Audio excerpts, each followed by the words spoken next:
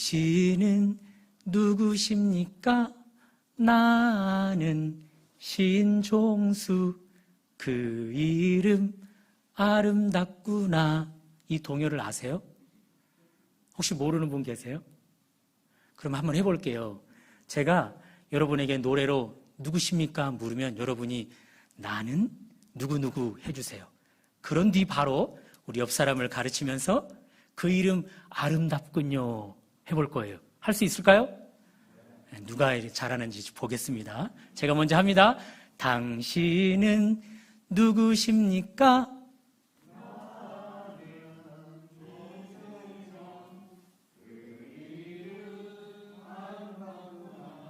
맞아요. 너무 잘하셨어요. 너무 잘하셨어요.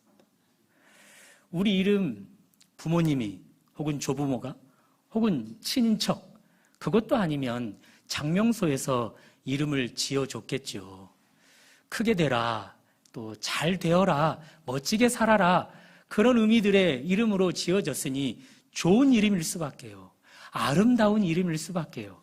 그러나 좋은 이름, 아름다운 이름을 가지고도 얼마나 삶을 아름답지 않게 살아가는 사람들이 많은지 몰라요. 그러니 이름만 아름다워서는 의미 없어요. 뒤따르는 삶이 아름다워야 참 아름답다 할 수 있는 거죠. 그런 의미에서 오늘 저는 말씀을 통해 이 세상에 가장 아름다우신 분, 바로 예수, 그분을 소개하려고 합니다. 그분의 아름다움을 말씀을 들으면서 발견하시고 여러분과 저도 그분을 닮아 이름만 아름답지 않고 삶까지도 아름답게 되어지시기를 주님의 이름으로 축원합니다. 오늘 보면 16절은 이렇게 시작합니다. 야곱은 마리아의 남편 요셉을 낳았으니 마리아에게서 그리스도라 칭하는 예수가 나시니라. 예수님이 태어나셨어요. 누구를 통해서 태어나셨다고요? 남자 요셉, 여자 마리아를 통해 태어나셨어요. 하나님이 이 두 사람을 선택하신 거죠. 당신의 아들을 이 땅에 태어나게 하는 일로 이 두 사람을 선택하신 거예요. 그런데 남자 요셉에게 붙여지는 칭호가 중요할 것 같아요. 주의 천사가 요셉을 부를 때 호칭을 이렇게 사용합니다. 20절 상반절입니다. 스크린으로 한번 봐줘 보실까요? 주의 사자가 이르되 다윗의 자손 요셉아. 그냥 요셉아 부르지 않아요. 다윗의 자손 요셉아 불러요. 그러니 하나님은 당신의 아들을 이 땅에 낳게 하는 일에 남자를 선택할 때 그가 다윗의 자손이었는지를 확인했다라는 거예요. 다윗의 자손. 다윗이 누구예요? 우리가 읽고 있는 구약 성경 가운데 인물 중에 한 사람, 또 왕 중에 가장 위대했던 왕이 다윗이잖아요. 자주 말씀드리지만 구약 성경은 쭉 다가오실 예수 그리스도를 말씀하셨다고요.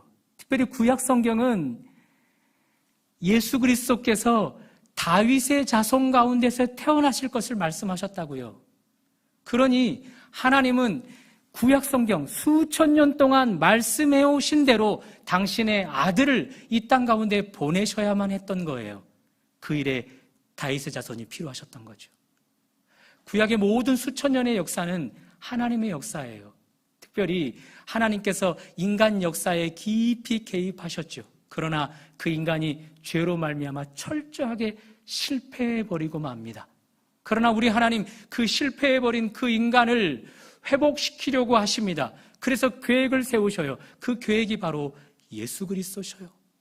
다윗의 자손을 통해 예수가 태어나 그 인간으로 죄 가운데서 회복시키겠다. 그것이 하나님의 계획인 거예요. 그 예수께서 다윗의 자손으로 태어나셨단 말입니다. 그러니 예수 그분의 이름 안에는요 수천 년간 하나님께서 인간 역사에 개입하신 하나님의 열심이 담겨 있어요. 뿐만 아니라 예수 그 이름 안에는요 여러분과 저를 구원하려고 하는 하나님의 크신 사랑이 담겨 있어요. 뿐만 아니라 예수 그분 이름 안에는요 여러분과 저를 죄에서 회복하실 뿐만 아니라 죄 짓기 전 에덴 동산의 삶을 회복하여서 가장 영광스러운 모습으로 나타나게 할 목적까지도 담겨 있다고요. 예수 그분 이름 안에 하나님의 열심이 담겨 있고요. 하나님의 사랑이 담겨 있고요. 하나님의 목적이 담겨 있다고요. 그러니 그 이름처럼 아름다운 이름이 또 어디 있겠습니까? 잠시 우리에게 적용해 볼까요? 하나님께서 당신의 아들을 태어나게 하실 때 아무에게서나 태어나게 하지 않아요. 아버지가 될 사람, 어머니가 될 사람을 선별하고 선별하여 주도 면밀하게 선택하셨어요. 여러분과 저를 이 땅에 보낼 때도 마찬가지예요. 그저 어느 날 어쩌다 보니 우리가 태어나서 지금 살아가고 있는 것이 아니란 말이에요. 우리의 부모 각각 남남으로 각자의 삶을 살아가고 있을 때 여러분과 저를 이 땅에 허락하시기 위해서 두 분이 우연을 가장한 필연으로 만나게 하셨어요. 스치듯 만남, 특별한 감정 없이 만남, 그런 만남들을 유지하다가 하나님이 눈을 뒤집으셨죠. 불꽃이 튀도록, 사랑의 감정이 튀도록 말입니다. 시간이 더 지나 사랑의 관계가 더 깊어지고 결국 한쪽에서 청혼을 하게 만들었고 한쪽에서 청혼을 수락하게 만들었죠. 드디어 결혼의 골인. 우리 부부가, 여러분과 저의 부모가 뜨거운 사랑을 할 때에 수억만 개의 사랑의 씨앗이 발산되었잖아요. 그 씨앗 가운데 하나가 여러분과 저예요. 수억만 개 가운데 선택된 그 씨앗이 여러분과 저라고요. 그러나 그 씨앗 우리는 불완전했었죠. 반쪽을 만나야 완전해질 수 있겠죠. 그래서 불완전한 여러분과 저를 전력 질주, 달리기를 할 수 있도록 했지요. 다른 부분에는 1등 하지 못했지만 유독 그때 그날만큼은 1등을 하게 했어요. 그래서 우리의 반쪽을 만나 부모의 태에서 10달 동안 있다가 태어난 존재가 여러분과 저예요. 이런 하나님의 특별한 선택을 믿으면서 하나님, 귀향의 저를 선택할 거면 키도 좀 배려하시지 그랬어요. 몸매도 좀 배려하시지 그랬어요. 눈 크기도 좀 배려하시지 그랬어요. 귀향이면 몸매가 장난이 아니네, 그런 소리 듣게 하시지 왜 저의 몸매에 이렇게 장난을 치셨어요?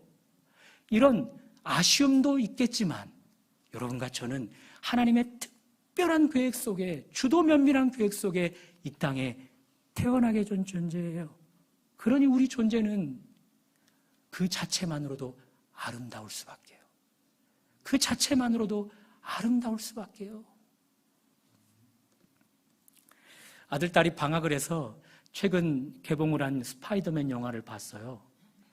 그 영화 가운데 저에게는 명장면, 특별히 명대사가 있었어요. 한번 보여주시겠어요? Great power comes with great responsibility. 큰 능력에는 큰 책임이 따른다. 스파이더맨 큰 능력을 가졌잖아요. 큰 힘을 가졌잖아요. 그런데 이 큰 힘을 가지고 그가 악당들을 물리치고 시민들을 구조해내는 과정 속에 궁극적으로 그의 사랑하는 애인은 죽게 돼요. 또 그가 사랑하는 가족들은 한 사람, 두 사람 희생을 당하게 돼요. 그 일이 스파이더맨에게 얼마나 좌절 또 절망을 주겠습니까? 그러나 이 말, 큰 힘에는 큰 책임이 따른다는 이 말을 붙들고 이겨내고 또 이겨내서 그 힘을 나라를 위해 또 사람들을 구조하는 일에 사용한단 말이에요. 우리 주님 그 이름 안에는요, 여러분과 저를 향한 하나님의 열심이 담겼다고요. 또한 여러분과 저를 향한 하나님의 큰 사랑이 담겨 있다고요. 뿐만 아니라 여러분과 저를 구원하셔서 영광스러운 모습으로 변화시킬 목적까지 담겨 있단 말이에요. 그 일들을 감당하기 위해서 우리 주님은 그저 오신 것이 아니라 하늘과 땅의 모든 권세를 가지고 오셨어요. 그러니 우리 주님도 큰 힘이 있는 분이죠. 큰 힘에는 무엇이 따른다고요? 큰 책임이 따른다고요. 그 책임을 지시기 위해서 우리 주님은 하나님과 동등된 그 영광의 자리를 포기하셨어요. 낮고 낮은 인간의 몸을 입으셨어요. 십자가에서 죽기까지 하셨어요. 앞에서 말씀드렸어요. 이름만 아름다워서는 의미 없다고. 뒷받침되어지는 삶이 아름다울 때 비로소 아름답다고. 우리 주님은 이름만 아름다운 분이 아니에요. 삶으로 그는 더 아름다운 분으로 여러분과 저에게 증명해 주고 계시는 것이지요. 이제 여러분과 제 차례예요. 하나님의 특별한 섭리 가운데, 주도 면밀한 선택 가운데 여러분과 제가 이 땅에 살아가고 있어요. 하나님의 형상을 가진 자로 살아가고 있어요. 이미 존재는 아름다워요. 그러나 이름만 가지고 모양만 아름다움으로는 안 돼요. 우리의 뒷받침되어지는 삶으로도 아름다워야 돼요. 그때 세상 사람들이 우리를 가르쳐 저 사람 참 아름답구나 칭하게 될 거예요. 여러분과 제가 그런 아름다운 사람 될 수 있기를 주님의 이름으로 축원합니다. 자, 그렇다면 우리가 어떻게 삶으로 아름다울 수 있을까? 그것을 답을 찾아가 볼 거예요. 먼저 이런 질문을 해볼게요. 왜 하나님은 꼭 요셉이어야만 했을까? 다윗의 자손 중에 한 남자를 선택할 때 다윗의 자손이 요셉 말고도 많았을 거란 말이에요. 그런데 왜 하나님은 유독 요셉을 예수 그리스도를 낳는 일에 사용하였을까? 그것이 질문이에요. 19절이 답인데요. 19절 한번 다 같이 스크린으로 봐주고 읽어보시면 고맙겠습니다. 시작. 그의 남편 요셉은 의로운 사람이라. 안 나왔나요? 다시 한번 네, 제가 요절을 잘못 썼나요? 네, 이 부분. 저 윗부분만 한번 읽어보시겠어요? 시작. 그의 남편 요셉은 의로운 사람이라. 이것이 답이에요. 요셉은 의롭대요. 이것이 예수 그리스도를 태어나게 하는 일과 무슨 상관이 있을까요? 잘 들어보세요. 요셉은 자신의 의로움으로 예수가 저급한 인간의 아들이 아닌 위대하고 높으신 하나님의 아들로 증명해냈어요. 18절, 그는 깜짝 놀랄 소식을 약혼녀에게 듣게 돼요. 요셉, 저 임신했어요. 당신과 제가 관계를 갖지 않았으니 당신의 아이가 아님을 당신이 더 잘 알 거예요. 그렇다고 당신이 상상하는 것처럼 남의 아이는 더 아니에요. 제가 가진 이 아이는 성령으로 말미암은 아이예요.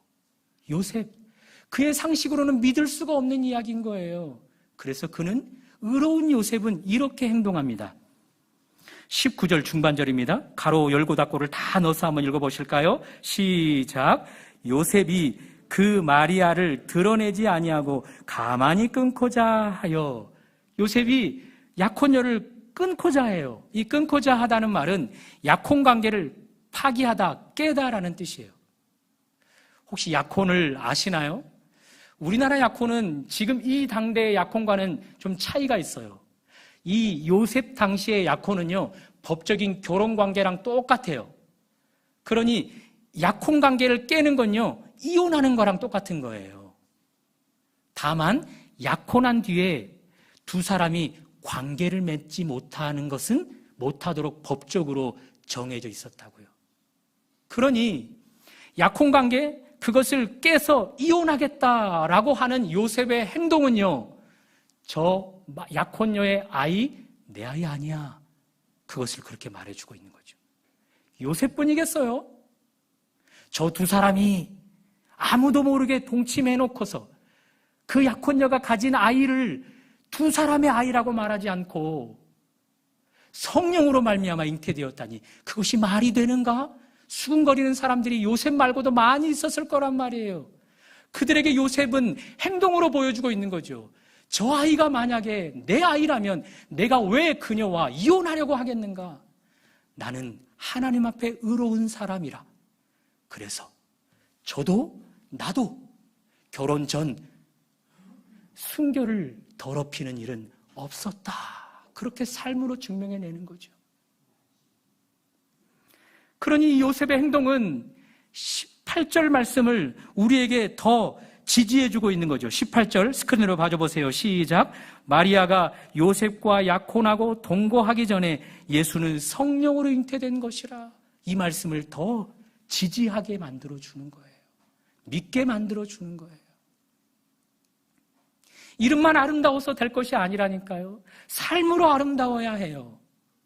우리의 삶이 아름다우려면요, 그 아름다움에는 책임이 따라요. 첫 번째 책임입니다. 그것은 순결을 지키는 것입니다. 우리 10대 여러분, 순결을 지키셔야 해요. 우리 청년 20대 여러분, 순결을 지키셔야 해요. 우리 장년 여러분, 순결을 지키셔야 해요. 여러분과 제가 순결을 지킬 때 세상은 예수를 성경 그대로 받아들이게 돼요. 그러나 우리가 순결을 잃어버릴 때, 순결을 지키지 못할 때 세상은 예수를 그저 성인 중에 한 사람, 그 정도 수준으로밖에 인정을 못해요.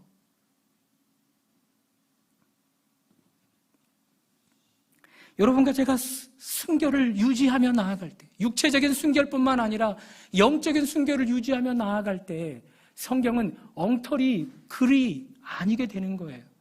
살아있는 하나님의 진리라 사람들이 인정하는 글이 되어지는 거예요. 여러분과 제가 순결을 지켜낼 때 비로소 예수도 하나님도 그리고 그분의 피로 값주고 산 교회도 비로소 세상이 인정하게 되는 거예요. 이름으로만 아름다워서는 안 돼요. 삶으로 아름다워야 해요. 아름다움에는 책임이 따라요. 순결을 지키는 책임이 따라요. 여러분과 제가 요셉처럼 우리의 아름다움을 지켜내는 책임, 순결을 지킴으로 말미암아 세상 사람들에게 예수가 하나님의 아들임을 입증해낼 수 있는 그런 은혜가 있으시기를 주님의 이름으로 축원합니다. 그러나 요셉은 여전히 문제를 가지고 있어요. 약혼녀가 가진 아이가 성령으로 잉태된 아이임을 믿을 수가 없는 거예요. 그래서 그가 취한 행동은 가만히 그 관계를 끊고자 했었다라는 거죠. 여러분, 약혼은 법적으로 혼인관계라 말씀을 드렸어요. 그 당시는 말입니다.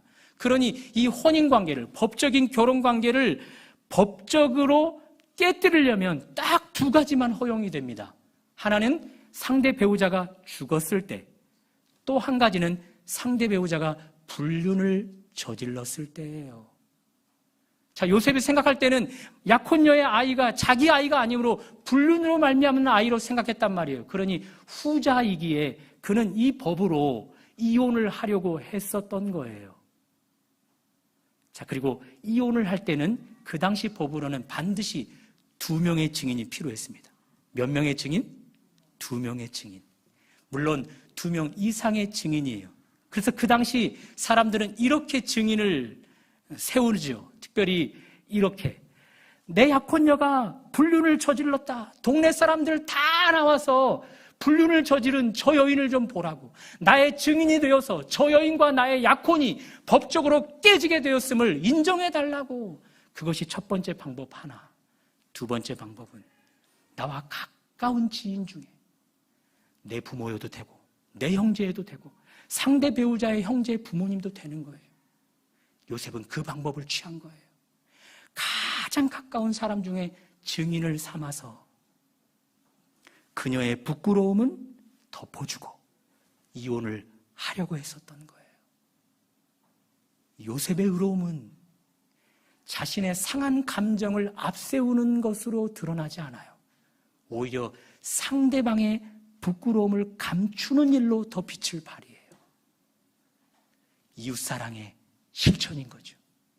죄는 미워하되 죄인은 미워하지 않는 이웃사랑의 실천이죠. 하나님의 모습인 거죠. 왜 하나님이 다윗의 자손 중 많은 남자들이 있었는데 유독 요셉을 선택하셨을까? 바로 이런 부분 때문이에요. 그의 의로움. 자신의 상한 감정을 풀어내는 일에 목적이 있기보다 이런 일들로 부끄러움을 당하게 될 그 여인을 더 감싸려고 하는 그의 순수한 마음, 그것이 요셉을 더 아름다운 모습으로 여러분과 저에게 드러내 보여주는 거죠. 똑같아요. 우리 부모들이 자녀들에게 잔소리한다라는 말을 많이 들어요. 그렇죠? 그런데 우리가 부모들이 자녀들에게 잔소리한다라는 말을 들을 때 부모들이 자식들에게 틀린 말 할 때 잔소리한다라는 말 듣나요? 아니에요. 옳은 말을 듣기 싫게 했기 때문에 잔소리로 받아들이는 거죠. 그렇죠? 그것이 가정 안에서뿐만 아니라 교회 안에서도 또 세상 사람들과 살아가는 관계 속에서도 교인들 가운데 많이 드러나는 모습이에요. 진리를 살아내요. 옳은 말을 해요. 옳은 행동을 해요. 그런데 그것을 내 입장에서 생각해서 말을 하는 거예요. 듣기 싫게 행동하고 듣기 싫게 말하는 거죠. 그래서 그것이 하나님 영광을 드러내기보다 하나님 영광을 가려버리는 거예요. 이름만 아름다워서는 될 것이 아니에요. 삶이 아름다워야 해요. 아름다우면요 큰 책임이 따라요. 그 책임은 내 이웃을 내 몸과 같이 사랑하라 라는 말씀을 지키는 것이에요. 내 이웃을 내 몸과 같이, 내 자식들을 내 몸과 같이, 내 교인들을 내 몸과 같이, 그리고 세상 사람들을 내 몸과 같이 사랑할 때 비로소 내 상한 감정보다, 내 감정보다 상대방 입장을 더 고려하게 되는 거예요. 그래서 하나님 중심의 삶을 살아낼 수 있게 되는 거죠. 여러분과 제가 이름만 아름다운 것이 아니라 아름다움에는 책임이 따르는데 그 책임감 가운데 사랑을 전제로 한 진리를 살아냄, 그것을 살아내므로 우리의 삶도 아름다울 수 있기를 주님의 이름으로 축복합니다. 계속해서 요셉, 그는 의로운 사람이었어요. 그의 의로움으로 예수가 저급한 인간의 아이가 아니라 하나님의 아들임을 증명해냈다고요. 우리 하나님이 요셉에게 이렇게 말씀하십니다. 너의 약혼녀와 헤어지려고 하는데, 이혼하려고 하는데 그러지 마. 그 아이는 성령으로 말미암은 아이야. 그러니 데려와, 부부로 살아가. 이렇게 말을 했어요. 그래서 요셉 그 분부대로 행합니다. 아내를 데려와요. 그리고 살아가요. 또 하나 분부합니다. 그 아이가 태어날 때 그 이름을 예수라 불러 해서 예수라 불러요. 자, 이렇게 분부한 대로 요셉은 순종해요. 그런데 분부하지 않은 것 하나를 그는 또 하나 해내고 있는데요. 그것이 25절입니다. 우리 다 같이 한번 읽어볼까요? 가로 열고 닫고를 함께 읽습니다. 시작. 요셉이 아들을 낳기까지 마리아와 동침하지 아니하더니. 분부한 것만 실천한 자가 아니라 분부하지 않은 지시 상황이 아닌 것까지도 순종해요. 그것은 뭐예요? 동침하지 말라고 한 지시 상황이 없었단 말이에요. 그런데 그 일을 요셉은 알아서 하는 거예요. 하나를 가르쳐줬더니 둘을 해요. 하나를 가르쳐줬더니 둘, 셋을 해요. 배운 대로만 살아가지 않아요. 오히려 그는 성장해서 하나님 편에서 이것도 하면 좋겠지 하면서 더 멋진 모습으로 변화된 모습을 보여줘요. 요셉, 이름만 아름답지 않아요. 그의 삶은 삶으로도 아름다워요. 아름다움에는 책임이 따르는데 그 책임 가운데 요셉은 성장하는 모습을 보여줘요. 여러분과 제가 하루하루를 살아갈 때 우리 아름다움이 책임이 뒤따라야 한단 말이에요. 그 아름다움 가운데 우리의 성장이 계속해서 되어야 한다는 것이죠. 그 성장이 멈춰버려서는 안 된다는 거죠. 내가 작년에 지킨 말씀만 붙들고 지키는 것, 성장이 멈춰 있는 거죠. 내가 작년에 행한 모습대로만 행하는 것, 성장이 멈춰 있는 거죠. 배우지 않았음에도 불구하고, 나에게 가르쳐주지 않았음에도 불구하고 내 편에서 이 역시도 하나님이 기뻐하실 일이야 라고 순종한다면 그 모습이 성장한 모습인 거죠. 그럴 때 세상은 여러분과 저를 향해 아름답구나 칭해줄 수 있는 거죠. 당신은 누구십니까? 나는 누구누구. 그때 화답합니다. 그 이름 참 아름답군요. 이름만 아름다워서는 아름답지 않아요. 뒤따르는 삶이 아름다워야 아름다워요. 예수님은 이름만 아름다운 분이 아니셨어요. 그의 삶은 더 아름다운 분이셨어요. 여러분과 저를 구원하는 일에 큰 책임인, 큰 힘을 가진 분은 큰 책임이 뒤따르는 것처럼 그분은 죽기까지 자신의 책임을 다 했어요. 이제 우리 차례예요.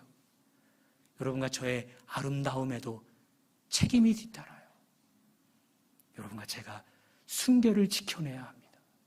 육체적으로뿐만 아니라 영적인 순결을 지켜내야 합니다. 그때 우리가 믿는 예수를 세상 사람들도 저급한 존재로 취급하지 않고 하나님의 아들로 인정하게 돼요. 그때 만유의 구원자로, 그리고 그분을 세상 마지막에 유일한 심판자로 받아들이게 되는 거예요. 그런 순결의 책임, 여러분과 제가 지킬 수 있기를 주님의 이름으로 축원합니다. 사랑이 전제된 모습으로 우리가 진리를 살아내야 돼요. 사랑이 전제된 모습으로 옳은 말을 해야 되는 거예요. 사랑이 전제된 모습으로 옳은 행동을 해야 되는 거예요. 사랑이 전제되지 않은 모든 표현은요, 울리는 꽹과리와 같아요. 사람을 죽이는 독과 같아요. 그러니 우리 삶을 점검해 보면서 아름다움에는 책임이 뒤따르는데 우리의 책임 가운데 나는 사랑이 전제된 말, 사랑이 전제된 행동을 하고 있는지 점검해 보셔야 합니다. 그런 일들로 하나님이, 우리가 믿는 예수가 저급한 인간이 아니라 높고 높으신 하나님의 아들로 증명해 내셔야 하는 것입니다. 마지막으로 아름다움에는 큰 책임이 따라요. 그것은 정체되어 있는 것 아닙니다. 성장하는 것입니다. 계속해서 주님의 장성한 분량으로 닮아가는 것입니다.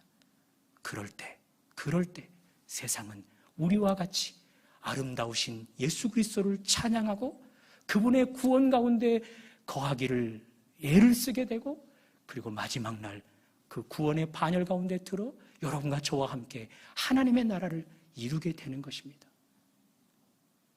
여러분은 누구십니까? 이름으로만 아름다운 분이십니까? 아니면 그 아름다움은 책임이 뒤따르는데 책임지는 삶으로 여러분의 아름다움을 증명해내고 계시는 분이십니까? 바라기는 여러분과 제가 삶으로 우리 아름다움을 증명해내 세상 사람들 누구도 당신은 참 아름다운 분이십니다 칭함받게 하는 그런 존재들 되시기를 주님의 이름으로 축원합니다.